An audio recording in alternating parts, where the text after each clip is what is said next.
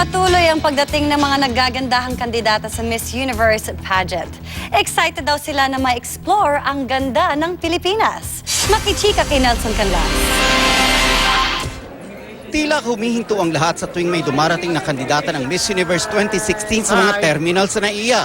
Kagabi, iba't ibang klase ng ganda ang nasaksihan ng mga nag-abang sa airport nang dumating sina Miss South Africa, Miss Curaçao, Miss Bahamas, Miss Iceland at Miss Netherlands. Sabay namang dumating sina Miss Haiti at Miss Angola na first time makarating sa Pilipinas. Sumunod si Miss Jamaica na excited na raw na maranasan ang nagagandahang beaches ng Pilipinas.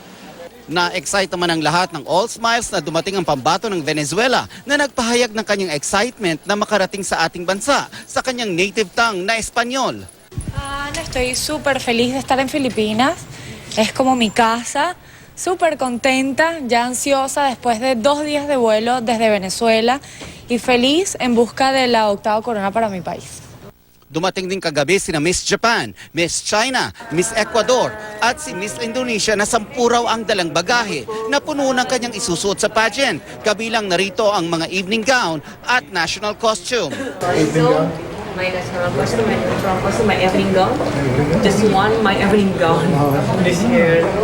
My which for 10 like evening gown, my national costume, and my outfit for daily. Flying kiss ang pasalubong ni Miss Austria sa kanyang Pinoy fans sa kanyang pagdating kanina. Samantalang magkasabay dumating sina Miss Norway at Miss Germany. Si Miss Germany nakarating na raw sa Pilipinas nung 1 taon kaya't excited siya na muling tuklasin ang ganda ng ating bansa. I have been here last year already, so I'm so excited to be back and see even more of the country. And I really loved it here last year, so I'm so excited to come back. Agaw, eksena naman ang sabay-sabay dumating mga European beauties mula Croatia, Georgia, Italy at Slovenia.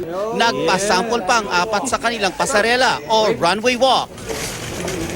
Si Miss Aruba naman, magiliw din na hinarap ang mga sumalubong sa kanya. I mean, all the participants have worked so hard to get here, so we're really excited to experience not only Manila, the Philippines, but the whole pageant.